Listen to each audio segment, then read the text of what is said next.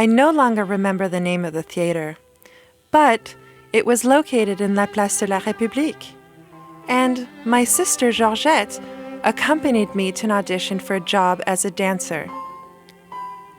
The director saw me dance and said, "It's not bad. It's not bad. But now, please take your clothes off." I immediately refused. I adored dancing. I taught Luis to dance the tango in the kitchen at my place. In Paris at that time, everyone was listening to Carlos Gardel.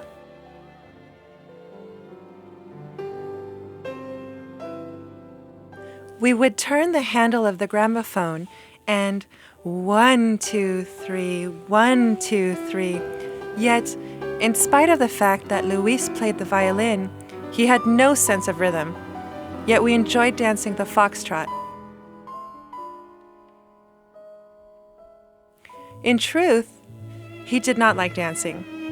He liked to hold me in his arms, and as for me, I loved being in his.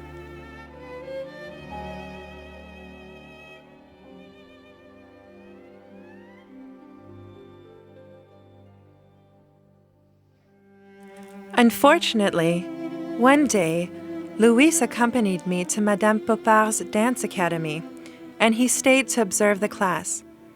After the class, I found him different, annoyed. A few hours later, he confronted me and forbade me to continue teaching gymnastics. He said, "It is not decent, Jeanne. Everyone can see your legs.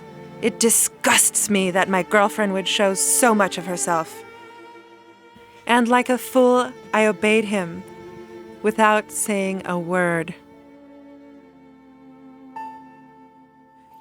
Luis would be sure to walk me to the door of my piano classes, and later return to pick me up. He met my professor. He was an attractive man, but I hadn't really noticed until Luis made a point of it. I simply saw him as my teacher, an old man in his 40s. Luis interrogated me, asking, "Who else is with you during your class?" To which I replied, "No one, Luis. Why?" Luis asked, "Out of curiosity, is he married?" "I don't know, Luis. I never thought of asking him." The following week, Luis came for dinner. My father asked me, "Jeanne, why don't you play some Strauss for Luis?" I did my best to show off. After finishing the piece, Luis remarked, "Judging from the way you play, you shouldn't even touch the piano." I closed the top of the piano keyboard slowly, making sure to cover it with the green felt strip, and then I rose from the bench. It was the last time I played the piano professionally. I wrote a note to my teacher, telling him I would no longer take his classes.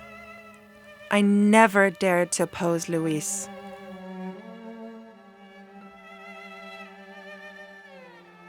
Juanito Vicen was the owner of the Spanish bookstore on Gay-Lussac Street. Luis made me work there as a sales lady with a salary of 300 francs per month. One day, I reviewed the cash accounts and saw there were no figures for my salary. I asked Juanito, "Juanito, how come I don't appear as an employee in the books?" He answered me without looking at me. "It's Luis who pays for your salary, Jeanne." My anger made me sick to my stomach, but of course, I never dared say anything to Luis.